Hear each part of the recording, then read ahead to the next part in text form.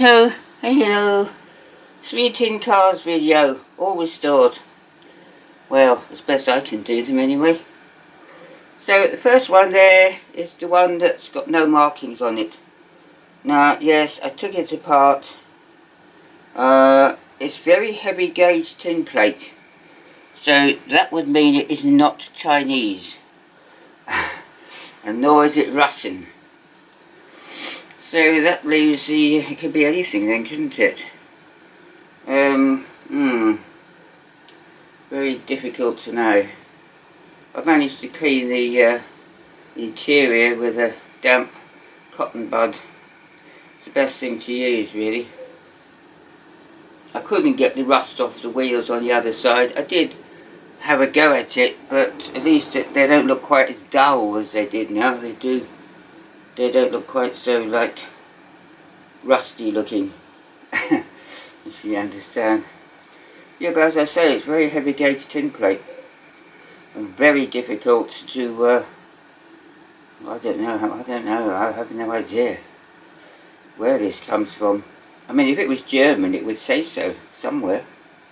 If it was Japanese, it would say so somewhere.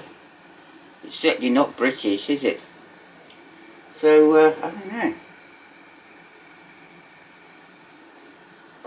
But anyway, there it is. And that's done. But I do like it. I think it's interesting looking. And then, of course, we have the taxi cab. Okay. Here we go, the taxi cab. Now, this one I couldn't get apart. But then really I don't need to, because it's easy enough to get to the motor to oil it up, and it didn't need cleaning really. Yeah,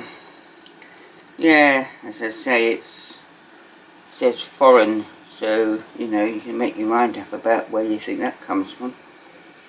It's a bit like with that Edsel I showed once with the board on the back, which warns people against things. Yeah, but you know, it's okay, isn't it? But it's, anyway, the motor runs. I'll show you the motor. It runs. Now it does, yeah. See, that didn't do that before. But it does now. So there you go.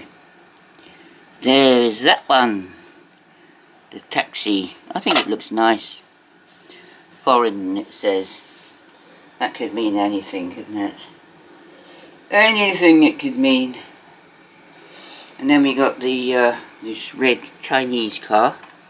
This I managed to get. Because it's Chinese, very easy to take apart because the tin plate is so thin and easy to bend and easy to get apart.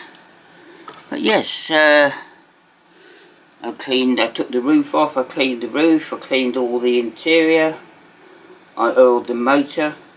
This is one of those cars that has a siren inside, which is caused by a piece of metal that's bent sort of at right angles and then brazed to the base, so that as the motor spins, the cog inside vibrates against the metal and it echoes throughout the entire car.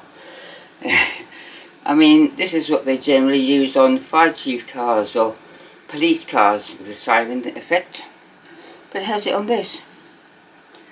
So yeah, do you want to hear it? Of course you do. Of course you do. Here we go. Yeah. See? And of course, the harder you do it, the more noise it makes. So yeah, there's that then. There's that car. I think that's great. Don't you? I do. Yes. So yeah, there we go for that video. The MGA I showed, I have not been able to get the bottom off it because the tabs are bent inside and you can't get at them. I know how they put them together, but taking them apart is not so much as reverse engineering, is near enough impossible. I might well give that car to Martin Dare. He can do with it with what he likes, because it's got a driver figure, and if he can get it apart, you can use the driver figure in a model kit, because it's the same scale. So yeah, there's that video, everyone, and I'll see you soon with another one. I like making videos in advance. I've got about 20 videos planned, which will take me right into June. So, thanks everyone. Catch you soon.